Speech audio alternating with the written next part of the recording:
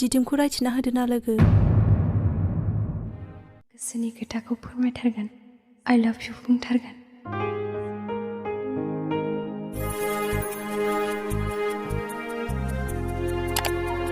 आंनो माइनावखौ प्रप'ज खालामना होदो।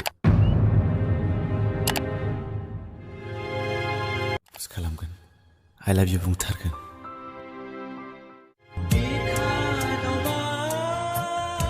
आंनि लोगोआ नोंखौ नुजेननायावनो मोजां मोनदों।